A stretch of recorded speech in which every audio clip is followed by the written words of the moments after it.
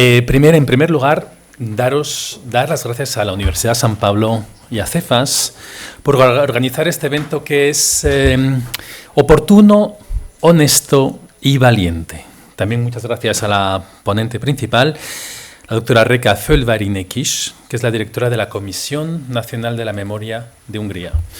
Köszönöm szépen, és üdvözlük. Muchas gracias. Con muchísimo gusto, de verdad.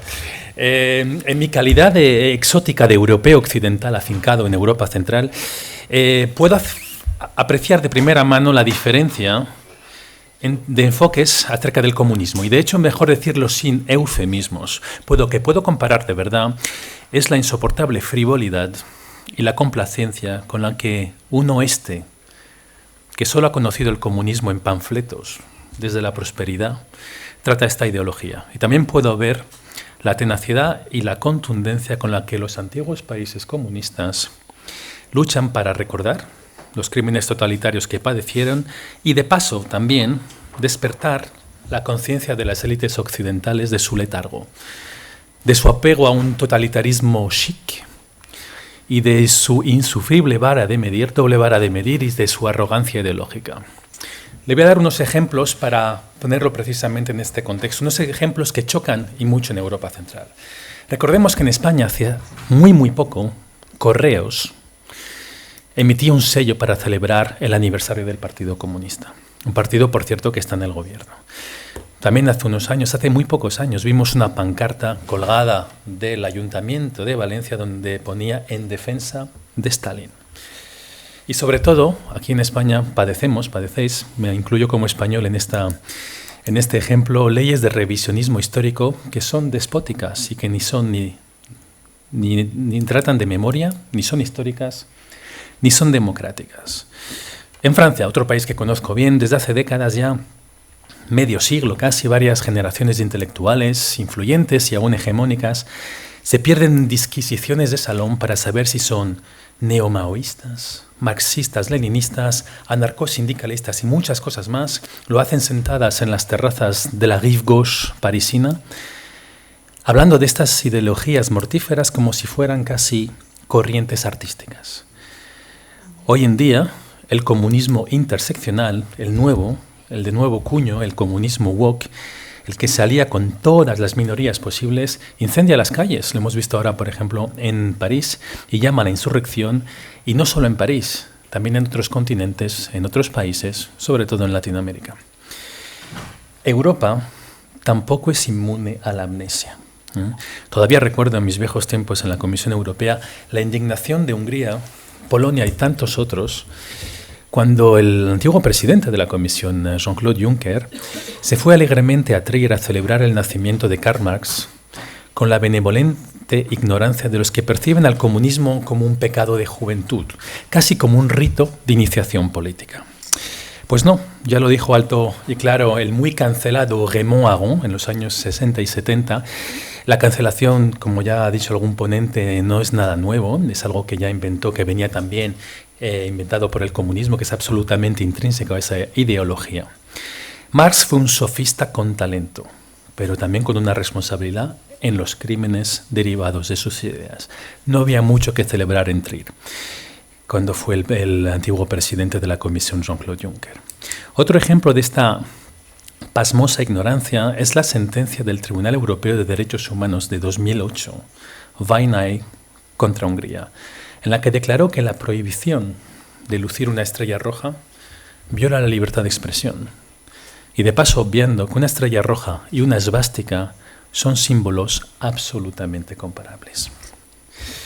En Hungría, ningún romanticismo, ninguna nostalgia, más bien hechos históricos y un comité de memoria nacional con un mandato constitucional que dirige usted, que lucha contra la ignorancia histórica, el olvido, y que mantiene la memoria histórica, la auténtica, la de los historiadores. Y para conocer mejor esta comisión y también la trágica historia del comunismo en Hungría, mucho antes que en 1956, muchísimo antes, tenemos hoy el honor de recibir a la doctora Reka Fölvöri-Nekish, que preside precisamente este comité. Usted es historiadora y etnógrafa, ha estudiado en Hungría, en Dinamarca, en Escocia, Y en 2014 fue elegida presidenta del Comité de la Memoria Nacional, elegida por el Parlamento húngaro. Y ha sido recientemente reelegida. Gratulálok. Ha trabajado en el Instituto de Tecnología de la Academia Húngara de Ciencias y sus principales áreas de investigación son las relaciones entre la Iglesia y el Estado húngaro durante el periodo comunista, las represalias y los juicios políticos tras la Revolución de 1956 y la historia social después de 1945. Usted es autora, coautora de 10 libros, más de 80 artículos científicos, y hoy de verdad es un honor y un placer recibirla. Dr. Felvári Kiss, the floor is yours.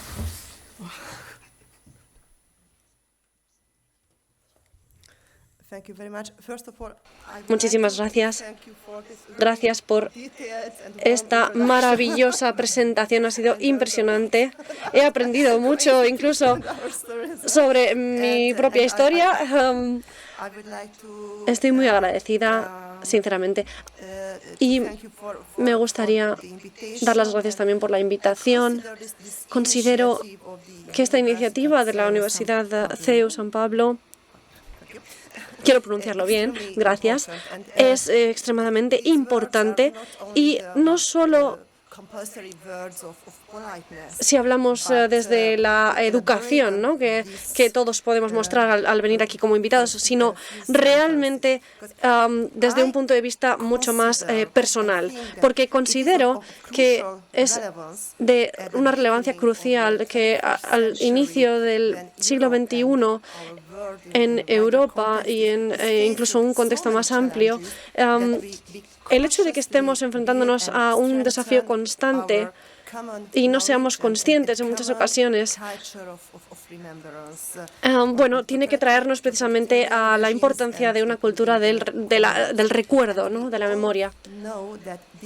Porque todos sabemos que no es fácil, sabemos que a la luz de diferentes momentos históricos y de experiencias muy diferentes y de muy diferente naturaleza, el último siglo en Europa se ha desarrollado de una forma muy distinta, no solo entre Hungría y España, sino también como sociedad en general. Aquí podemos tener la oportunidad de interpretar de una forma diferente lo que implicó el comunismo también para otras perspectivas, y creo que es algo muy, muy inspirador, porque hay muchas personas que romantizan toda esta ideología, hablan sobre utopías, y creo que en los países en los que hemos sufrido esta manifestación tan trágica de las dictaduras comunistas, como han descrito algunos de mis compañeros anteriormente, nuestra perspectiva es muy diferente. Es muy importante unir estas diferentes experiencias para poder realmente comprender cómo lo han vivido otros. Especialmente hoy en día es importante porque tenemos que tener en cuenta diferentes narrativas, interpretaciones y sensibilidades. La memoria histórica es algo que implica identidad y va en cada uno de nosotros. Entonces, esa memoria histórica y esa identidad están interactuando en todo momento. Y hay muchos estudios en este sentido que demuestran que son cuestiones entrelazadas intrínsecamente.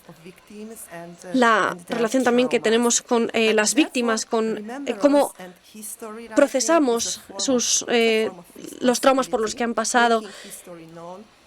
Tenemos que intentar que la historia se conozca, tenemos que intentar que haya una compensación simbólica de alguna forma a través de la historia y de su recuerdo para con las víctimas. Y por ello, el tener estos maravillosos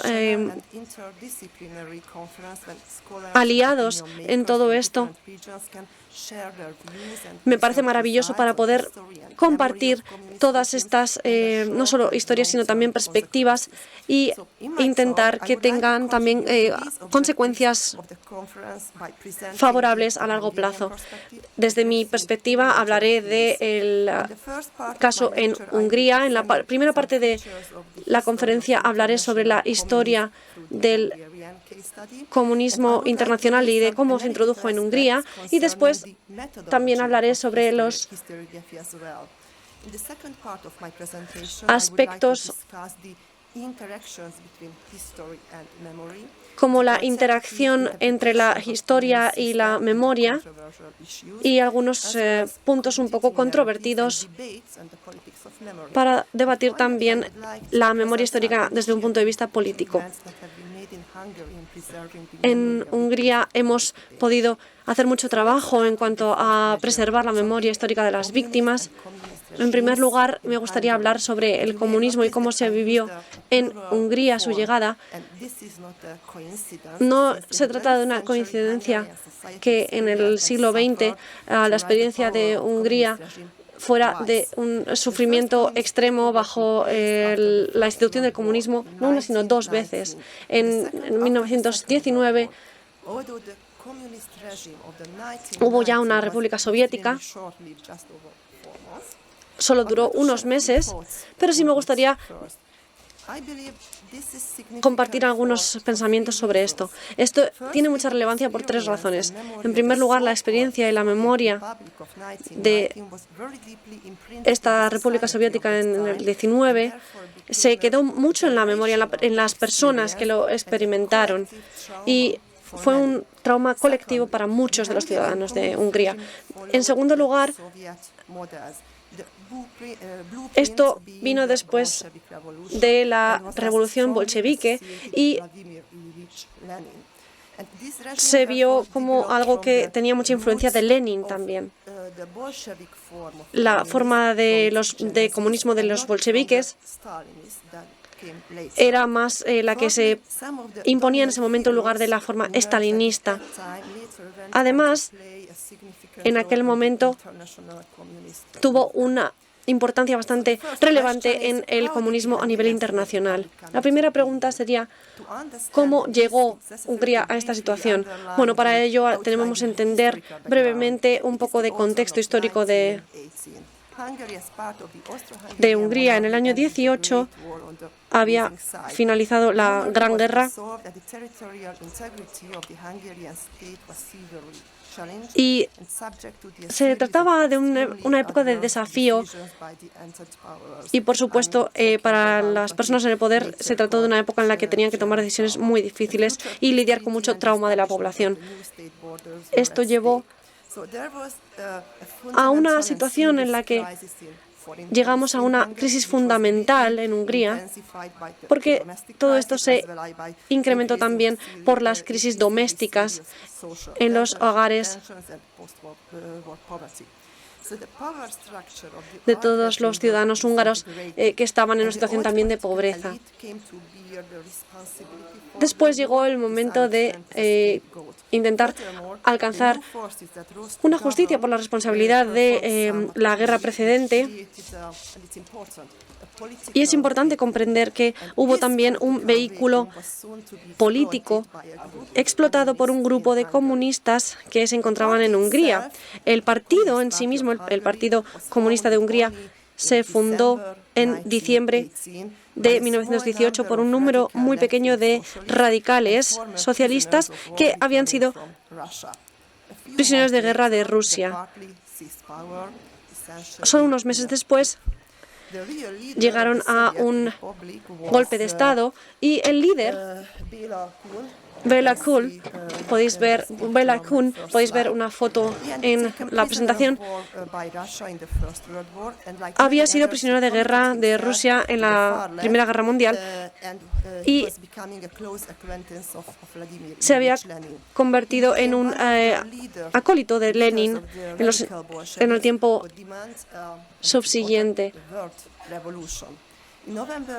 En noviembre del 18, por órdenes de Lenin, llegó de nuevo a Hungría y fundó el Partido Comunista. Vino a Hungría, como decía, como una persona que estaba respaldada por el Partido Comunista de Lenin y tenía una visión supranacional soviética. De hecho, la República Soviética de Hungría se convirtió en una representación del comunismo de Lenin en Hungría. La historia nunca es blanca o negra y por ello, después de aquellas circunstancias, en parte por la crisis económica y en parte también por las crisis políticas que había, surgieron muchos problemas sociales. Después de que el Partido Comunista llegara al poder, el proyecto de los bolcheviques comenzó una transformación. Incluso el nombre, la República Soviética, era una traducción directa de la situación de la que venían los bolcheviques en Rusia. Primero lanzaron un ataque contra el principio de la propiedad privada,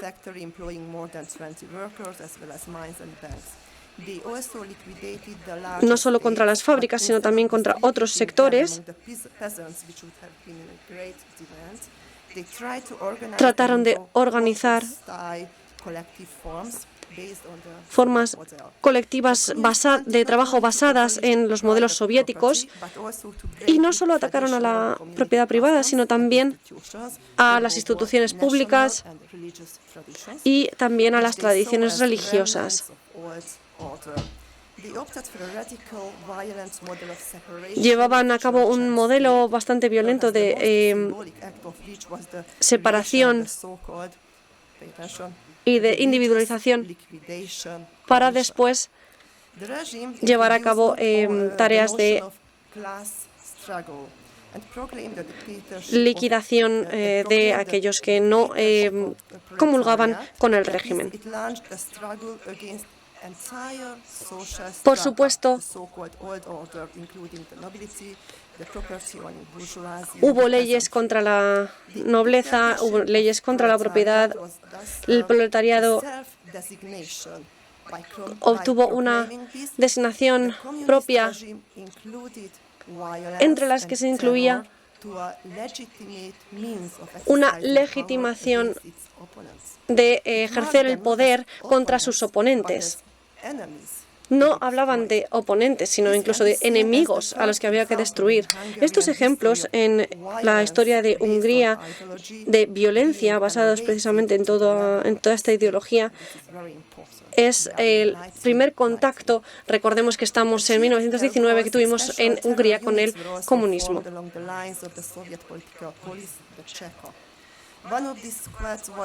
Una de estas consecuencias fue liderada por Tibor Samueli.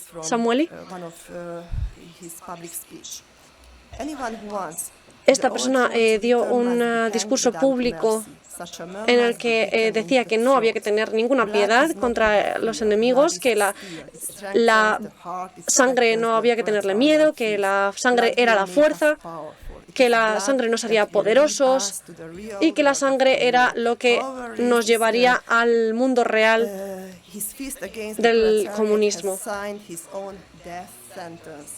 Que aquellos que se levantaran contra la clase proletaria habían firmado su propia sentencia de muerte. Imaginen, estas eran las palabras que decía en su discurso. Y aquí tenemos algunas historias contrapuestas, ¿no?, de víctimas de precisamente esa República Soviética en Hungría en 1919. En parte se trataba de un debate, de una discusión constante entre ambas facciones, pero más allá de la estadística también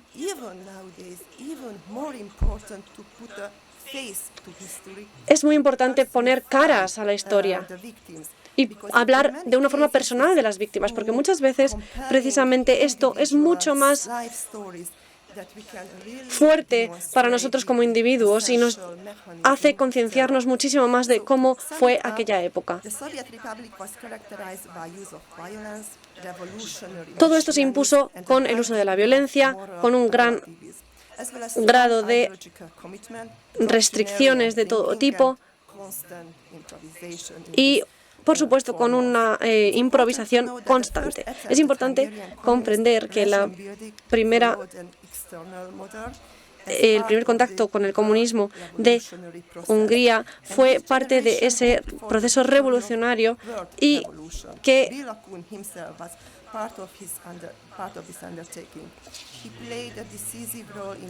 el papel que se desarrolló en la comunidad internacional fue muy importante también para el Teacher Treaty College, que se fundó en 1919. Además,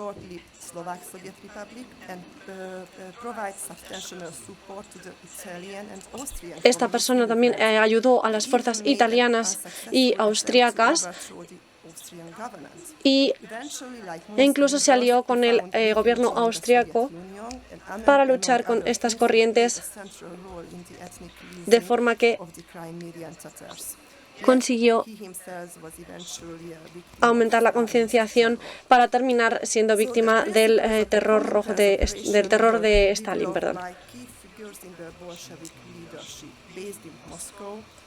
La facción bolchevique tenía su alto mando en Moscú y los comités que buscaban precisamente aumentar esa revolución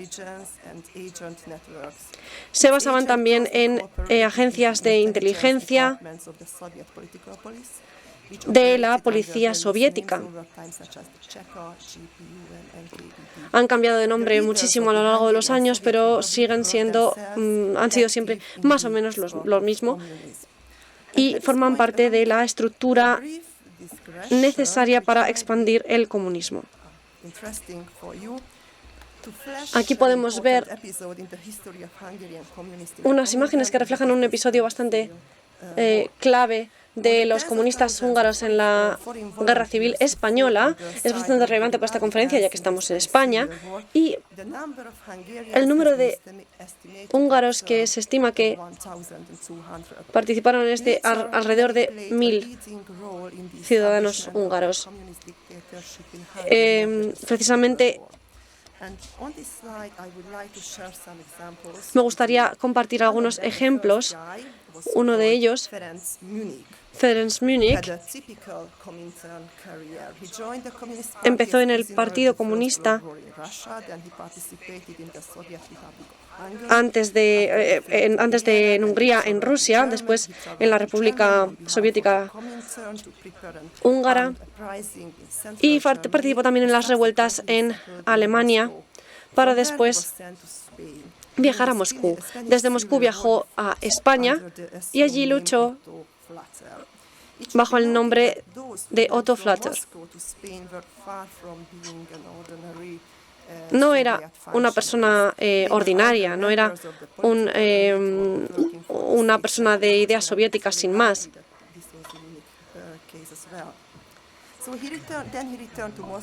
Después volvió a Moscú como ciudadano soviético y en el 45 fue enviado a Hungría. Allí se unió al Partido Comunista Húngaro y durante la Revolución del 56 fue un aliado clave de la facción rusa. Después con János Kadar, que fue uno de los ministros más importantes de la época, se puso del lado de la brutalidad policial como forma de mantener el orden en el régimen.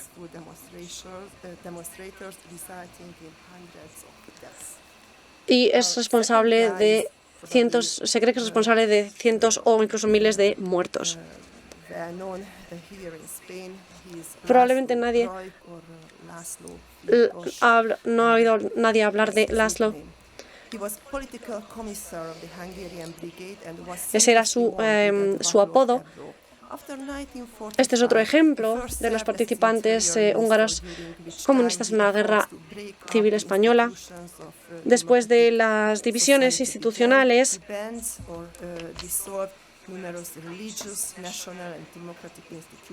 comenzó a integrarse en instituciones aparentemente democráticas y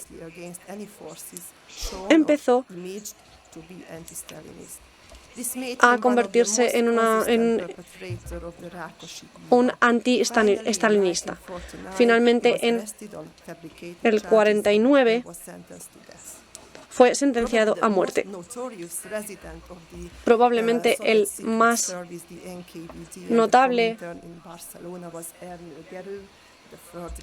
oficial de las fuerzas que tuvieron participación en Barcelona sería el caballero a la derecha en la presentación, y representó un papel clave en la unificación marxista, que se consideraba trotskista por parte de Moscú. Como resultado, fue nombrado personalidad de importancia especial en la ciudad de Barcelona.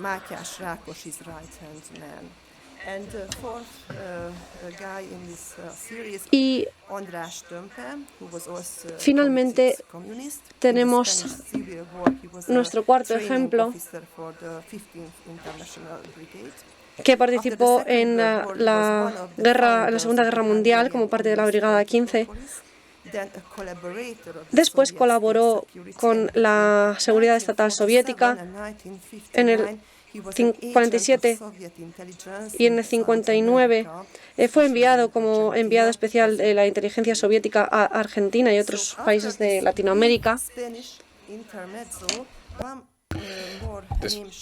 Después de esta etapa en España,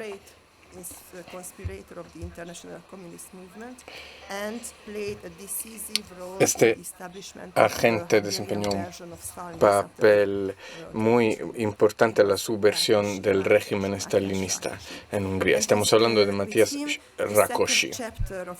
Aquí empieza el segundo capítulo del comunismo en Hungría.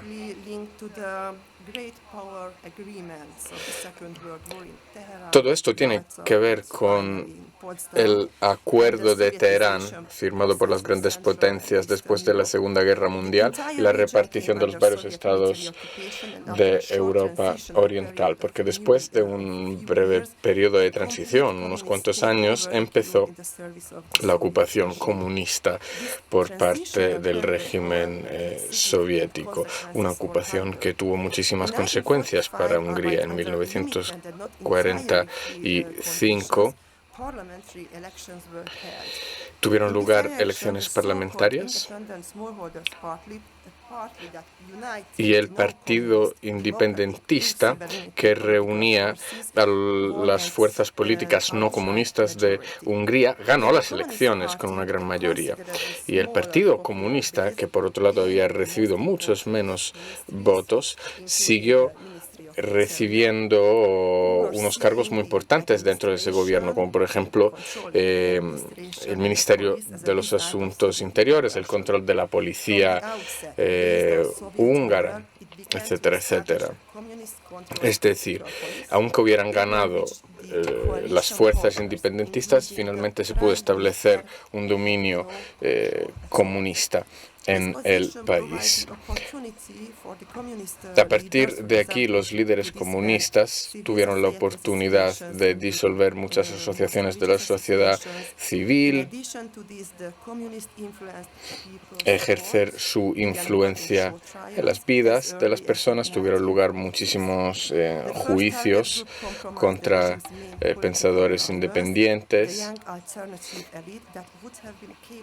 Una élite intelectual que sí habría podido ayudar a la población a luchar contra el dominio soviético. Me gustaría hacer hincapié en el hecho de que no fueron solo los procedimientos jurídicos que se vieron manipulados, sino también unas cuantas cuestiones morales fueron importantes. Quiero decir que cuando tenían lugar estos juicios, se destrozaba la reputación de los imputados, de los acusados, para que los ojos de la sociedad, con acusaciones públicas de abuso financiero, traición, lo que fuera, participación en actividades fascistas, por ejemplo, sin ninguna evidencia, se destrozará la reputación de estas personas. Las mismas estrategias se utilizaban también para destrozar la reputación de los que participaban en movimientos anticomunistas, y cientos de personas, diputados también, fueron llevados a juicio bajo los dictámenes de los líderes comunistas del país. Se trataba realmente de secuestros legalizados en el país, porque además en 1956 estos acusados empezaron a deportar hacia los gulags. También existían amenazas hacia las familias de los acusados y acusaciones de participación en complots, conspiraciones. Es decir, ya en 1948, básicamente la ocupación soviética ya estaba casi completa. En la vida pública había represión, explotación económica, propaganda, pérdida de independencia financiera, campañas coordinadas contra la religión, contra la Iglesia y contra también las instituciones independistas. Y el periodo estalinista fue la época donde más presión se ejerció contra la población, no solo a través del terror, sino también a través de la propaganda.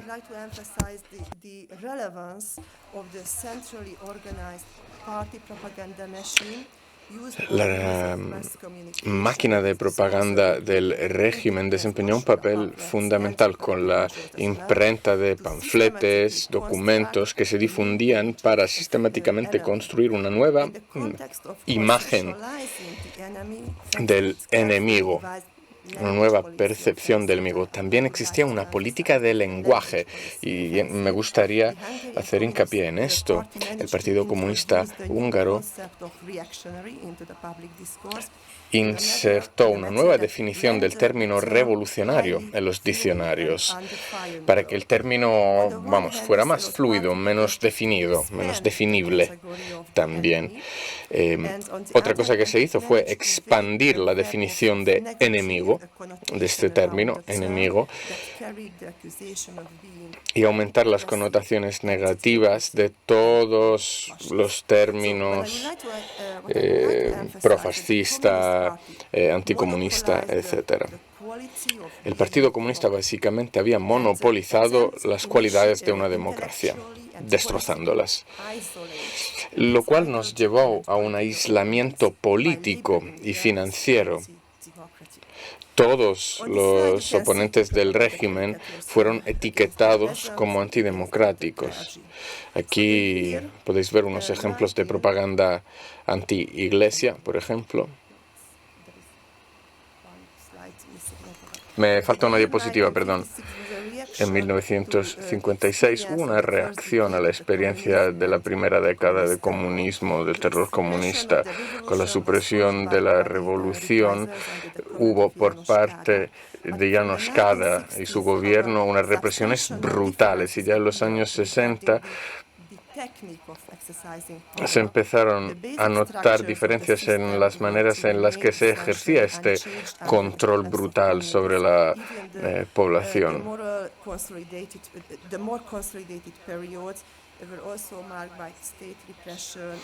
Hasta en esta época las campañas de represión fueron brutales.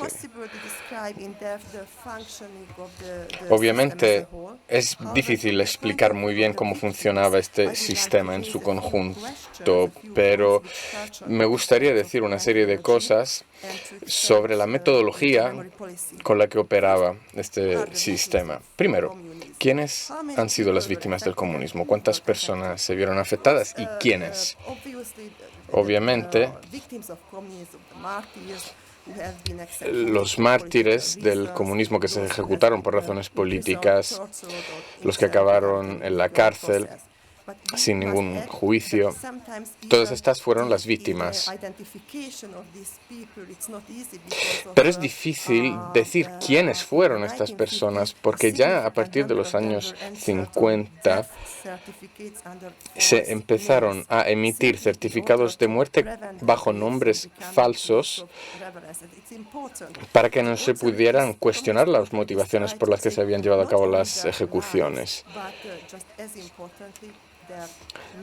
Como podéis ver, se destrozaban no solo las vidas de las personas, sino también sus recuerdos, sus memorias, la memoria colectiva. Me gustaría enseñaros un par de fotografías de víctimas de esta época.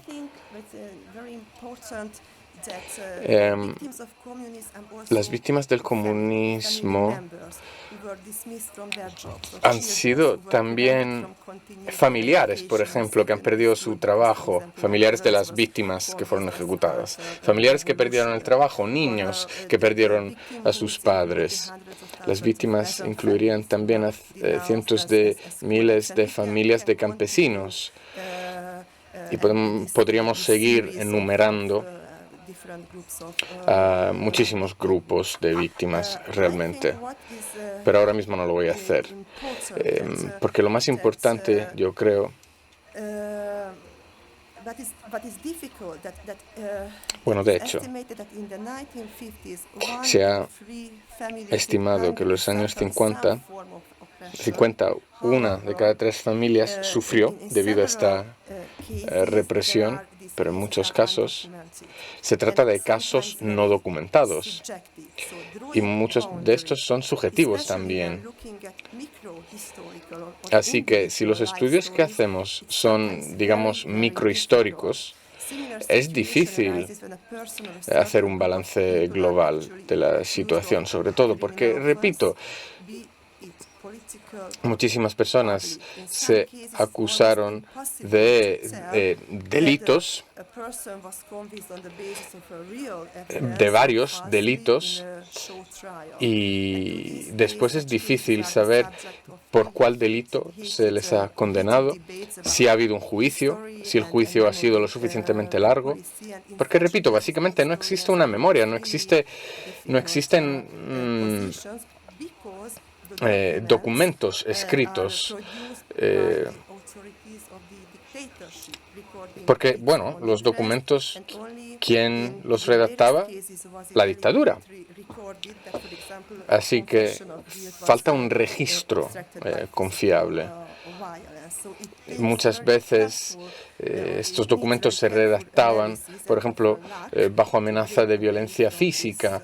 Entonces, muy difícil. ¿Cuántos minutos me quedan? 5, creo, ¿no? Gracias. Este problema nos lleva al tercer aspecto metodológico, que también es el sujeto del debate sobre la política de la memoria. El concepto de víctima, el concepto de mártir y el concepto de héroe también. Y existen varios casos complejos que claramente nos han demostrado que varias personas fueron víctimas en algún momento de su vida del régimen comunista. ¿Por qué?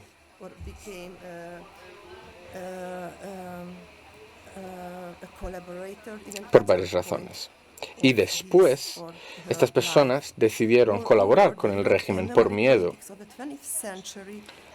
La memoria política de Europa del siglo XX tiene que lidiar con las dificultades, pues, de que a lo largo de este siglo han existido dos dictaduras de gran tamaño en el continente, la nazista y la comunista, y es muy, muy difícil, yo creo, hacer todos nuestros estudios, llevarlos a cabo con empatía. Estas han sido las mayores dificultades de la sociedad húngara, junto con las varias agencias del país, el gobierno del país, desde la caída del régimen comunista soviético. Existen rituales simbólicos, evidentemente existen eventos conmemorativos de las víctimas del comunismo, eso sí, lo sabemos. Y en la última parte de mi presentación hablaré de este concepto, el concepto de conmemoración. Pero antes, me gustaría decir que básicamente en Hungría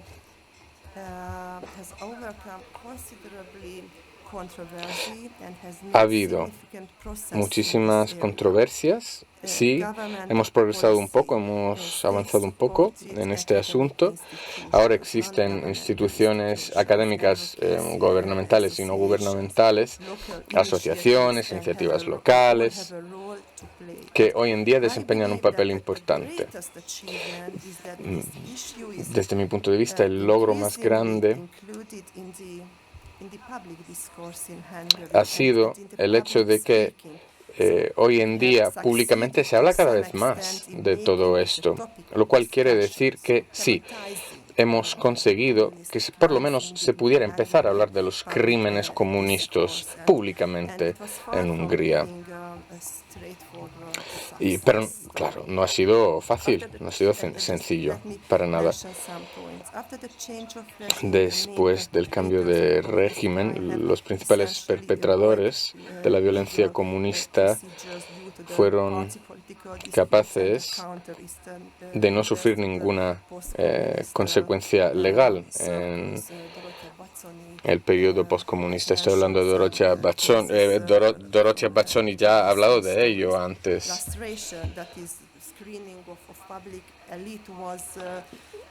Ya hemos dicho que sí, que realmente los intelectuales comunistas después de la caída del régimen se investigaron muy poco. Pero hay estudios que todavía se están realizando. Tenemos unos cuantos documentos, unos cuantos resultados que se han producido recientemente. Por ejemplo, mi institución, el Comité Nacional de la Memoria,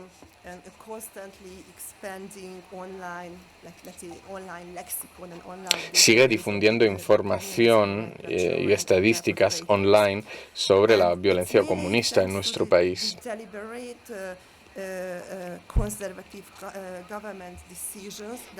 El gobierno conservador ha reconocido que se han hecho avances en la institucionalización del estudio del pasado y diseminación de la información acerca de ello. Esta es la Casa del Terror de Dorothea Bazzoni.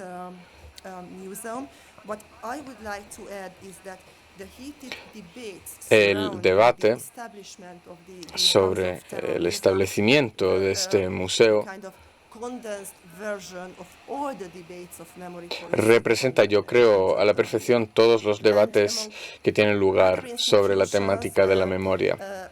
También hay otras instituciones que me gustaría mencionar. Existe, por ejemplo, la fundación de nuestro instituto, el Comité Nacional de la Memoria.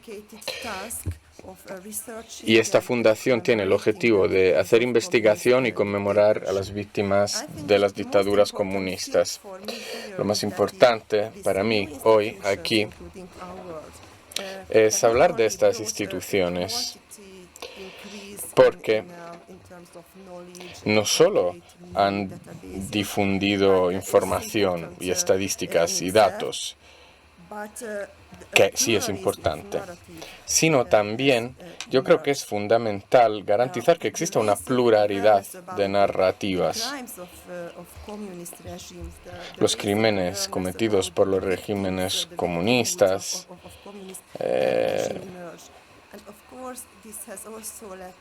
y todas las víctimas que han generado, es algo del que tenemos que hablar.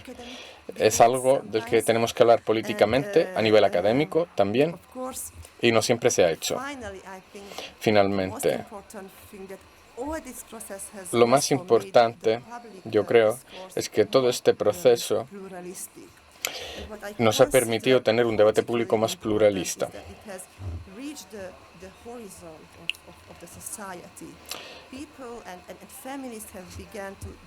Las personas, las familias han empezado a hablar, debatir de sus propios tabúes transgeneracionales y de sus traumas transgeneracionales.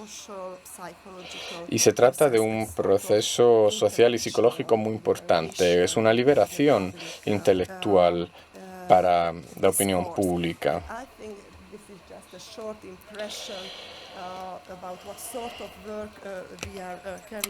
Pues esta ha sido una breve explicación del trabajo que hacemos. Os he traído unos cuantos panfletos, tanto en español como en inglés. Están en la recepción.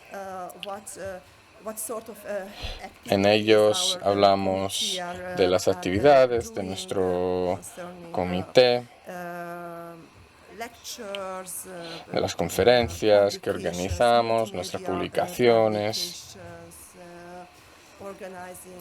de las clases de historia extracurriculares que organizamos en las escuelas primarias.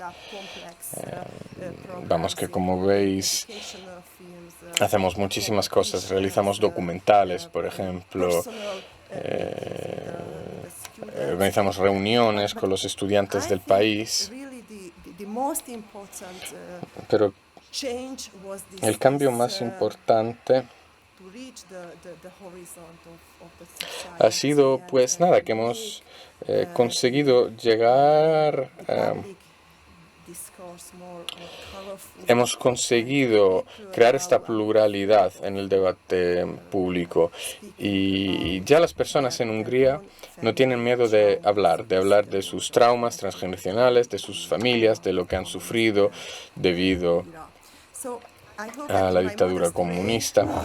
Y eso es todo. Espero humildemente haber contribuido al debate, al desarrollo de nuestros objetivos comunes, a este intercambio de ideas. Ahora, evidentemente, si hay preguntas, estaré encantada de contestarlas. Y muchas gracias por vuestra atención.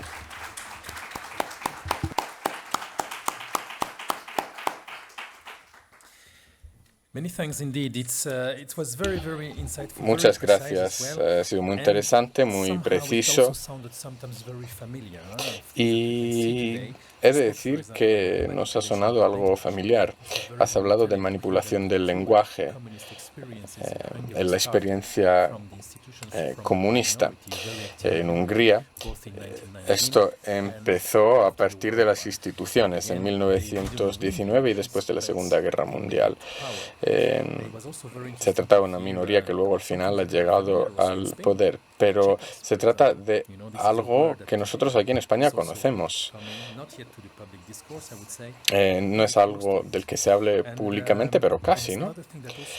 Y otra cosa que me ha impresionado mucho ha sido la idea de monopolización de la democracia. Es una idea muy común a muchísimos sitios, España, Iberoamérica y muchos más. Se trata de técnicas clásicas, no son cosas que se han inventado en los últimos 10 años. Y ahora tenemos tiempo para contestar vuestras preguntas, 10, 15 minutos. Así que si alguien tiene preguntas, que nos lo diga. Yo, por mi parte, ya tengo más o menos 25.000 preguntas listas para nuestra oradora, pero vosotros tenéis la prioridad. Entonces, preguntad todo lo que queráis, tanto en español como en inglés. En húngaro, mejor, ¿no? Y nuestra oradora va a estar encantada de contestar.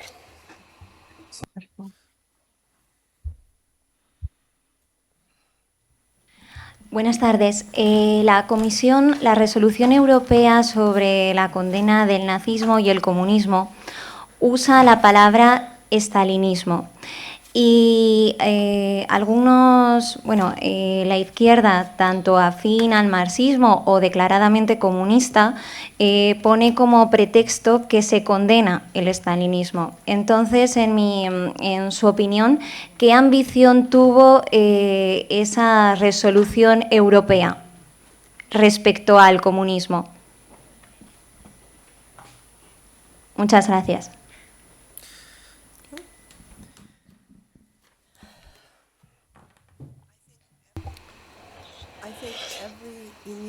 Creo que cada iniciativa europea, o sea que no proceda solo de Hungría, puede fortalecer, reforzar la memoria colectiva de Europa Oriental. Así que en este contexto, la resolución europea ha desempeñado un papel importante, sobre todo por lo que se refiere al debate intelectual, no a nivel, de nuestra vida diaria, de nuestro día a día, pero a nivel intelectual sí. También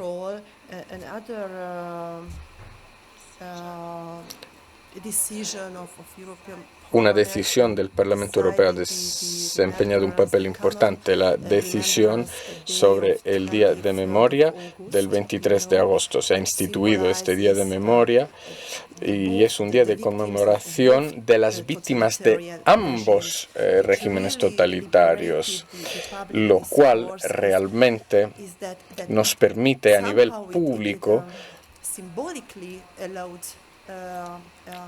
y simbólicamente hablar de eso, y no solo en la academia, no solo en las universidades. Públicamente nos permite, si no hacer una comparación entre los dos regímenes, hablar de los dos totalitarismos a la vez, evitando que haya, digamos, malas interpretaciones del uno del otro.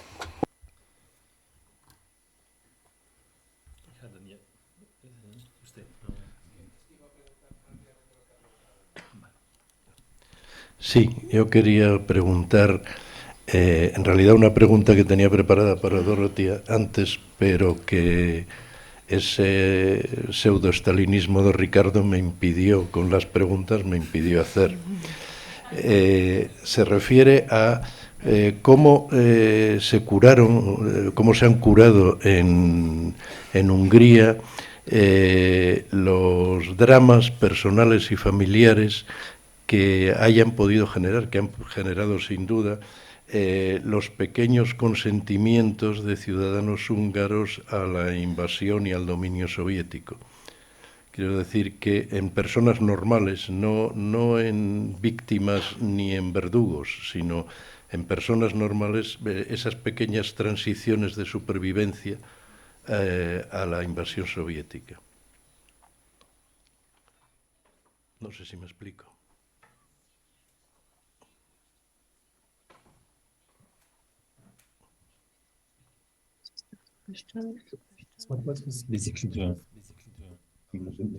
Ahora se entiende por qué no hago la pregunta en inglés.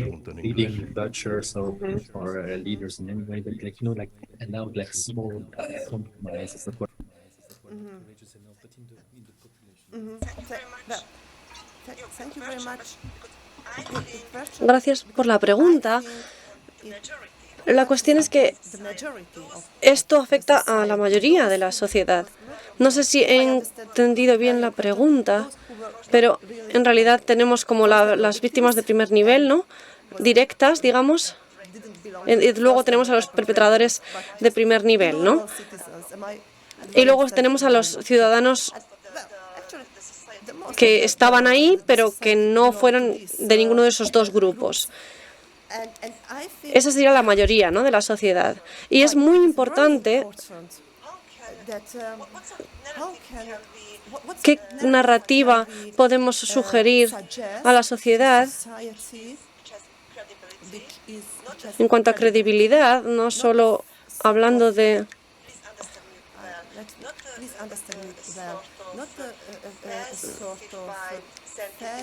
no como desde un punto de vista científico, sino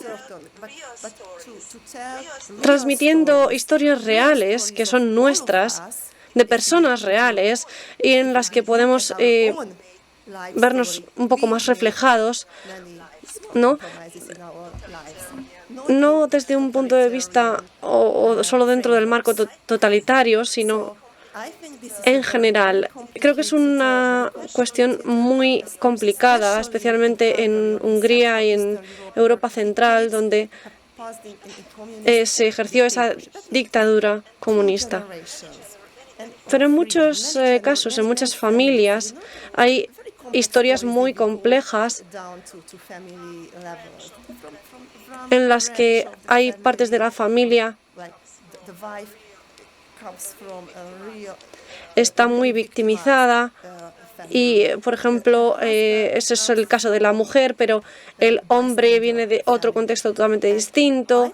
Y claro, ahí hay conflictos y lo importante aquí es no dar una única cuestión que lo simplifique.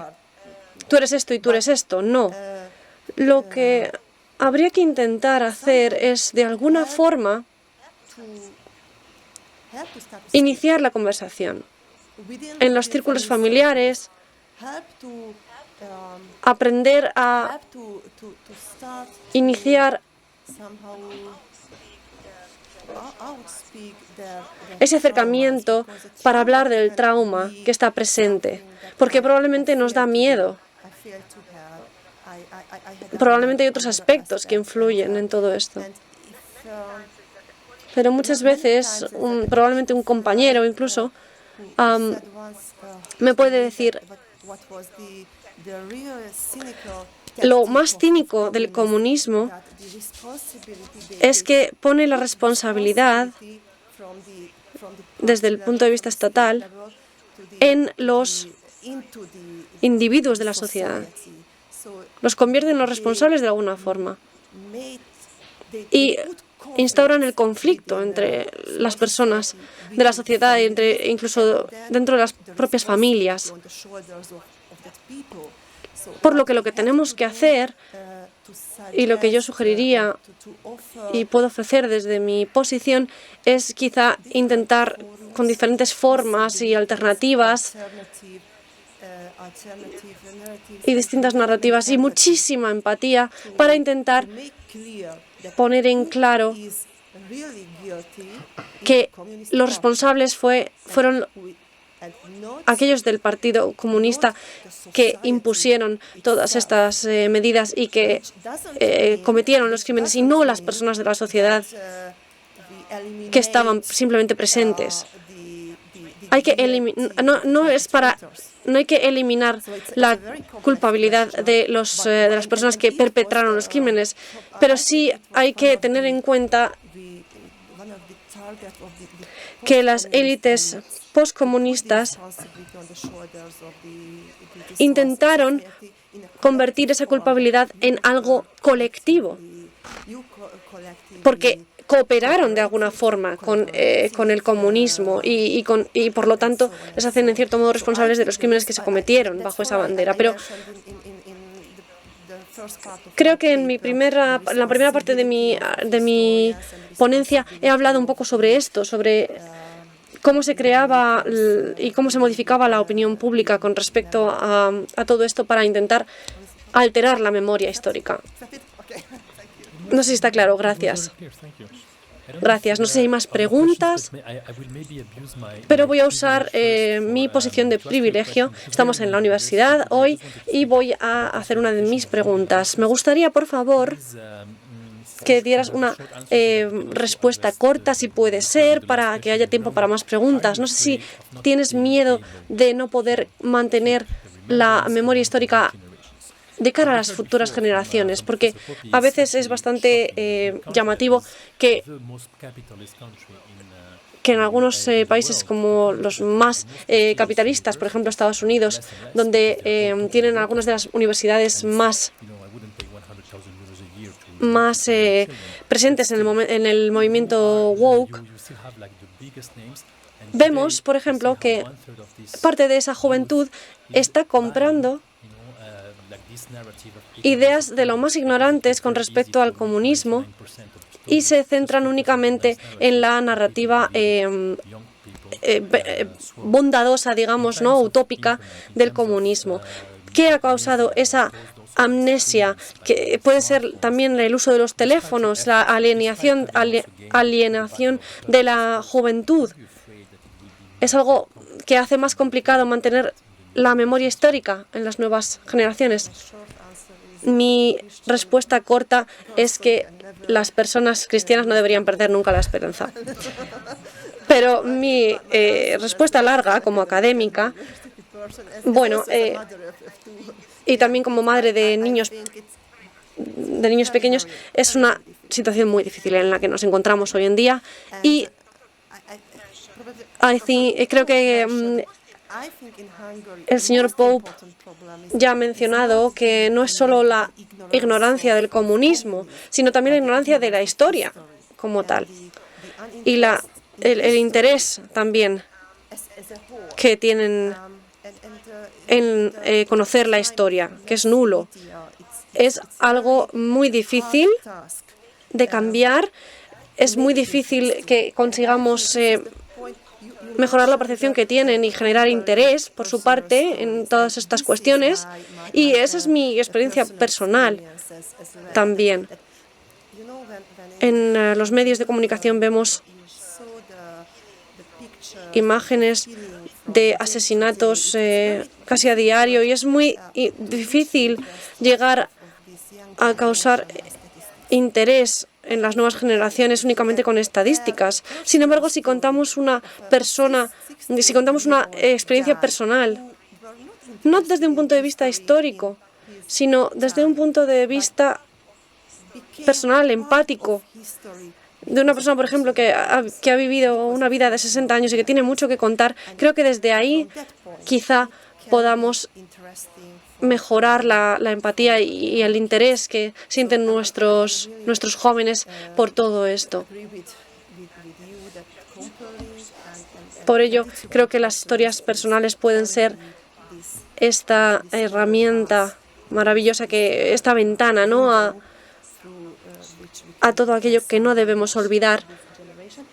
Y mi otra experiencia personal es que si pudiéramos encontrar un punto en común, porque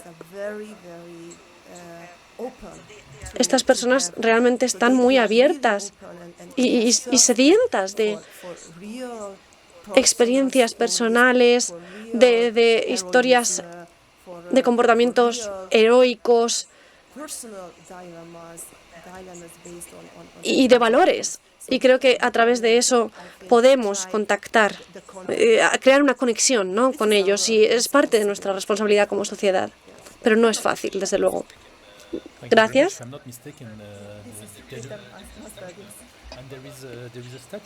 Creo que de hecho hay una estatua, ¿verdad?, de Yoruba en Budapest, ¿verdad?, de este joven.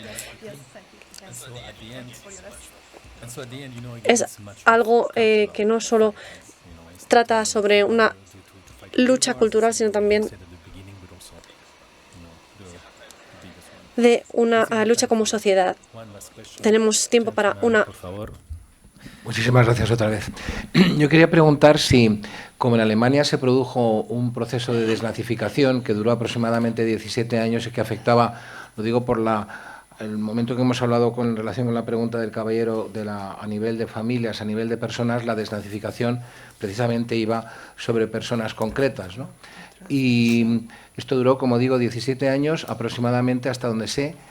Quería saber si en Hungría se había puesto en marcha de alguna manera algún proceso similar que podríamos llamar de descomunización, por llamarlo de alguna manera, y si eso se había puesto en marcha, si continuaba y si de alguna manera también en relación con esto último, desde un punto de vista, vamos, yo creo que todos sabemos que a cualquier joven, por poco interesado que esté en política, si le enseñas una cruz gamada es como enseñarle una cruz del mal, lo que está muy bien, claro, pero...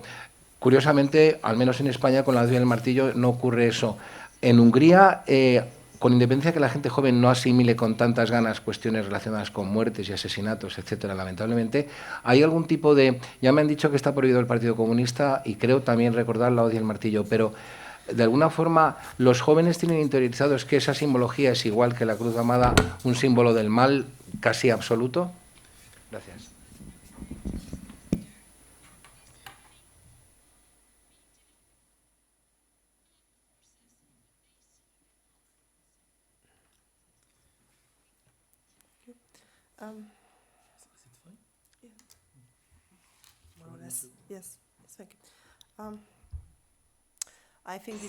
Sí, este proceso de descomunización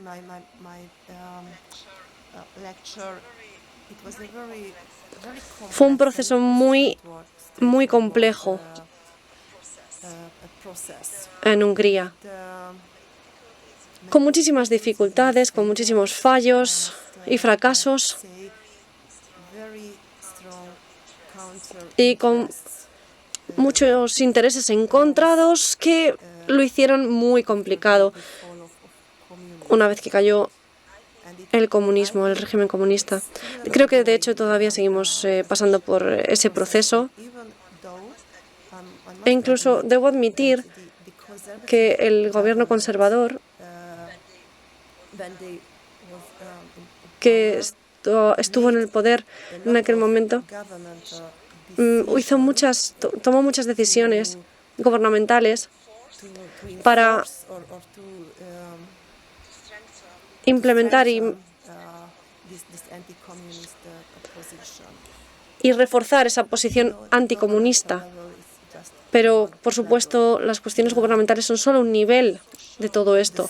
El nivel social y el nivel de la opinión pública es diferente, y creo que todavía tenemos un largo camino por delante como para decir que hemos llegado al punto en el que queremos estar. No es fácil para nada. Tenemos 5 minutos todavía para cumplir con los horarios que teníamos programados, que es algo que no suele pasar en este tipo de conferencias, así que es maravilloso. Gracias a la organización, gracias también a nuestra maravillosa oradora. Ha sido una perspectiva refrescante y muy interesante, y creo que hemos aprendido muchísimo sobre el proceso en Hungría, y creo que es importante llevar estos debates no solo a los círculos académicos, sino también asegurarnos de que llegamos a las familias y al nivel social. Sí, no solo en Hungría, sino en otros lugares del mundo también. Tiene que llegar esta discusión, tiene que abrirse este debate, y creo que la pelea real la estamos teniendo hoy en día en Europa y también en zonas de Latinoamérica. Millions of thanks, Mrs. Kish, and muchísimas gracias a todos, incluido a los organizadores. Gracias.